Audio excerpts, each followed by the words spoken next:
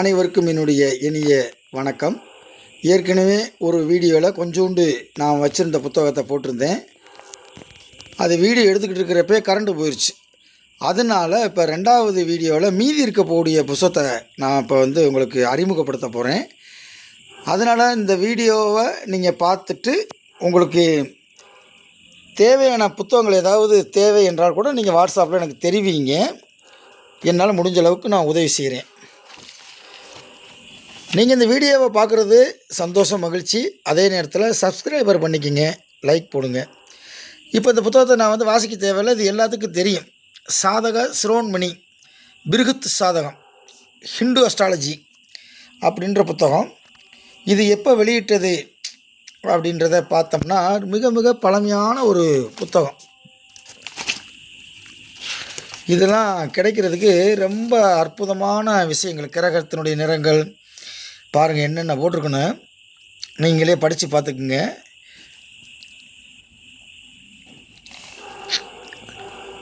நூலின் சிறப்பு, ஹோரா என்பதன் விளக்கம், ராசிகளுக்கு உரிய தேகத்தின் அங்கம், ராசிகளின் ரூபம், ராசி அம்சங்கள், இவைகளின் அதிபதிகள் எவ்வளவு அழகாக போட்டிருக்கு பாருங்கள். வர்க்கோத்தம ராசிகள், மூணு திரிகோண ராசிகள் என்ன, ராசி உச்ச ராசினா என்ன, நீச்ச ராசினா என்ன, பரம உச்சம், நீச பாகைகள் அப்படின்னா என்ன, இதில் அவ்வளவு விஷயங்கள் கொட்டி கிடைக்கிறது. மூல நூலில் இருக்கக்கூடிய செய்திகள்.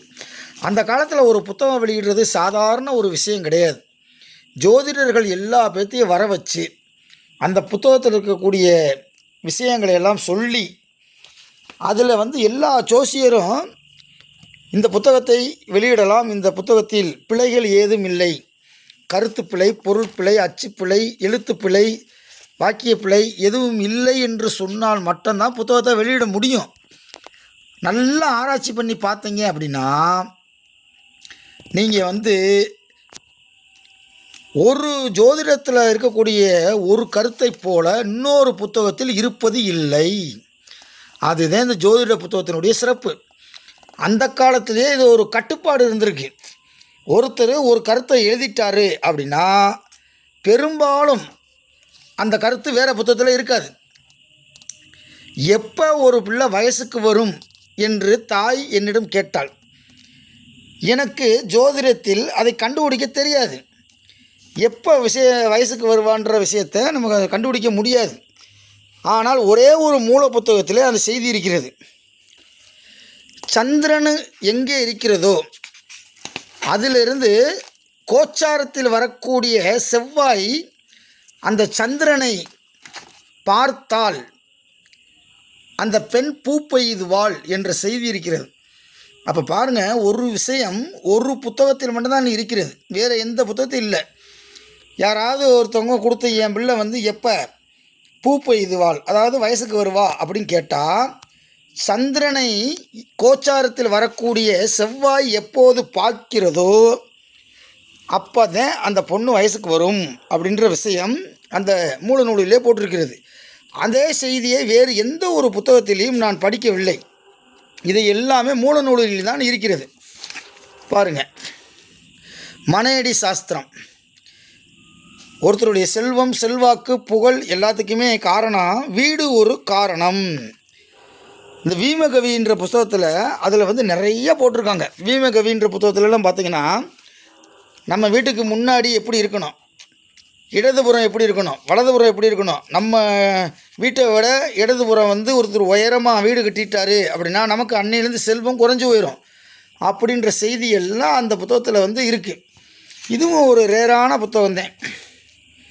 பாருங்கள், மணிகண்ட கேரள ஜோதிடம், அழகான புத்தகம். இதுவும் மிக பழமையான புத்தகம். பாருங்கள், எந்த வருஷம் அச்சானதுன்னே தெரியல, அவ்வளோ பழமையான புத்தகம் போல். இந்த புத்தகம் கூட நிறையா ரீப்ரிண்ட் போட்டிருக்காங்க. ஆனால் மூல புத்தகத்தையே நீங்கள் வாங்கி படிங்க. உங்களுக்கு ஏதாவது பிடிஎஃப் தேவை அப்படின்னா சொல்லுங்கள், என்னால் முடிஞ்ச அளவுக்கு என்னிடம் இருக்கக்கூடியதை உங்களுக்கு தர்றேன். அதை ஒரு கடையில் நீங்கள் போட்டு பண்ணிக்கலாம். பாருங்கள், நான் ஏற்கனவே சொன்னேன் பார்த்தீங்களா, சிவபெருமான் எழுதிய ஜோதிட புத்தகத்துக்கு பேர் வீமகவி. அந்த அதை அழிஞ்சு வச்சு பாருங்கள். 1935. அப்போ விலையை பார்த்தீங்களா, ₹1. அன்னைக்கு ₹1 பெரிய காசு. காலனா அரையனா முக்காத்துட்டு ஓட்டத்துட்டு இப்படின்ற இடத்துல வந்து ₹1 மிகப்பெரிய காசு. பாருங்கள், சாற்றுக்கவி இந்த போட்டிருக்கு பார்த்தீங்களா, வீமகவி செய்யுள் அதிகாரம். இது வந்து சிவபெருமானை எழுதின புத்தகம், அரிய புத்தகங்கள் நல்லா இருக்குது. இதெல்லாம் வந்து நம்ம வீடியோவில் சேனலில் வந்து போட போகிறோம். அதாவது இவ்வளோ புத்தகங்களையும் வாங்கி நீங்கள் படித்து குறிப்பெடுக்கிறத விட நம்ம வீடியோவை தொடர்ந்து நீங்கள் பார்த்துக்கிட்டு இருந்தாலே அது உங்களுக்கு இந்த புத்தகத்தில் இருக்கக்கூடிய செய்தி பூரா உங்களுக்கு வந்துடும். அதாவது இது கரும்பு, நான் தர்றது கரும்பு ஜூஸ், அவ்வளோதான். ஈஸியாக நீங்கள் வந்து சாப்பிட்டு போய்கிட்டே இருக்கலாம், குடிச்சிட்டு போய்கிட்டே இருக்கலாம். கரும்பை கடித்து திங்கிறதுக்கு எவ்வளோ கஷ்டம் பார்த்தீங்களா?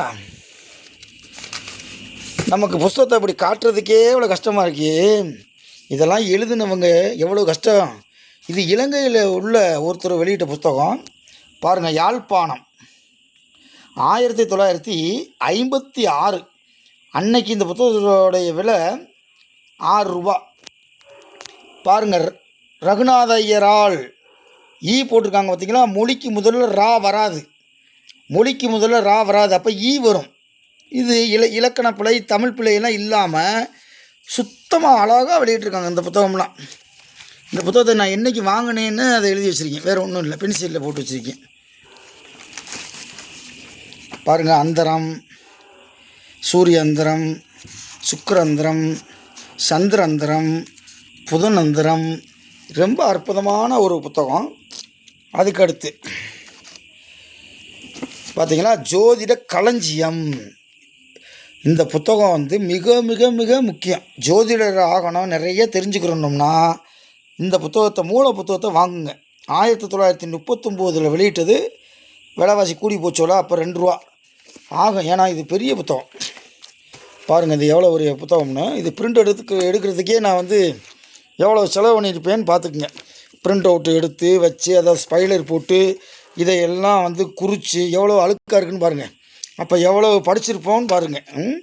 படித்து அதெல்லாம் குறிப்பெடுத்து 12 நோட்டுகள் போட்டு ஒவ்வொரு பாவகருக்கும் தனித்தனியாக நம்ம வந்து எழுதணும்.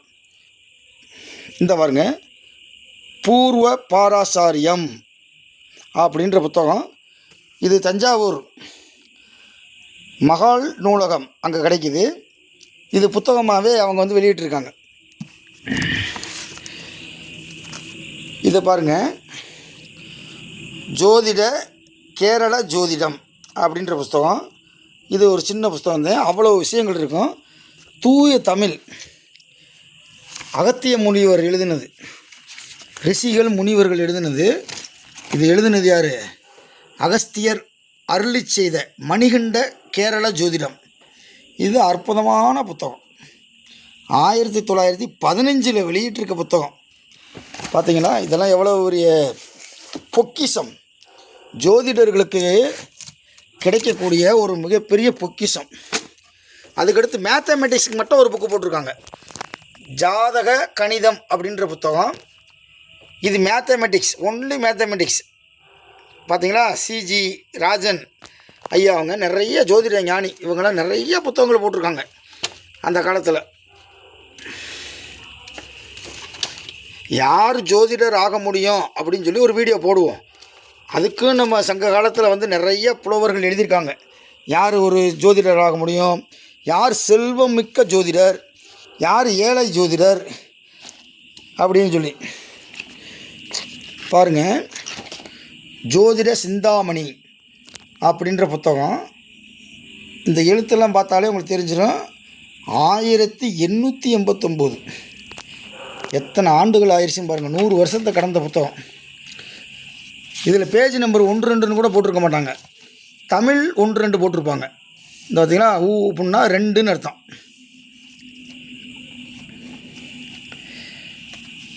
பாருங்கள், நேந்திர யோகம்.